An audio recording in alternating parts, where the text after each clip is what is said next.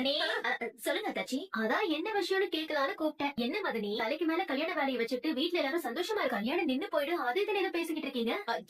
என்ன தச்சி நீங்க வாயில போட்டுக்கோங்க. தலைக்கு மேல கல்யாண வேலையை வச்சுட்டு இப்படி அவசரமா பேசிட்டு இருக்கீங்க. நம்ம வீட்டு ஆளுங்க வாயில இருந்து இப்படி ஒரு வார்த்தை வரலாமா? மதனி, நீங்க தான் இப்ப சித்ரா கிட்ட சொன்னீங்க. அந்த வார்த்தையை நான் கேட்டா நீதான் சொன்னேன்னு ஏன் பக்கம் திருப்புறீங்க? நான் சித்ரா கிட்ட கல்யாணம் நின்னு போயிடுன்னு பேசினா இல்லையா? நீங்க வேற தச்சி, நான் ஏன் அப்படி ஒரு வார்த்தையை சொல்ல போறேன்? கல்யாணம் நாளைக்கு தானே நான் நினைச்சேன்.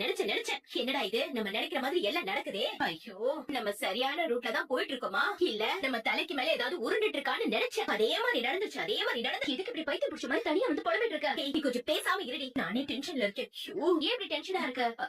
சேது இருக்கான்ல, ஆமா, அவன் எல்லா ஊருக்கும் எல்லா இடத்துக்கும் போய் கண்மணிக்கு பார்த்த மாப்பிளைய பத்தி விசாரிச்சுட்டு இருக்கானா? சரிம்மா, இப்ப விசாரிச்சாதான் என்ன? மாப்பிள்ள நல்லவன் தான், நல்ல பையன் தான், உங்க பிள்ளைய நல்லா பாத்துப்பான்னு சொல்ல போறாங்க. அதுக்கு ஏன் நீ பயந்துட்டு இருக்க? நல்லவனா இருந்தாதானே அப்படி சொல்லுவாங்க. என்னமா சொல்ற? அப்போ கண்மணிக்கு பாத்துருக்க பையன் நல்ல பையன் இல்லையா? யாருக்கடி தெரியும்? நீ நான் ரொம்ப குழப்பறமா? அடியே, சொத்து பத்து வேணுங்கிறதுக்காக சக்கர நாக்காளில இருக்கிற ஒருத்திய கல்யாணம் பண்ணிக்கிறேன்னு சம்மதம் சொல்லி அவளை நேர்ல கூட பாக்காம சும்மா நாள கோவில வச்சு பார்த்தேன். அப்பவே நான் கட்டின அவளதான் கட்டுவேன்னு சொல்லி அவங்களுக்கு நான் சொல்லி கொடுத்த பொய்யெல்லாம் அப்படியே அவங்களே சொன்ன மாதிரி சொன்னாங்கல்ல.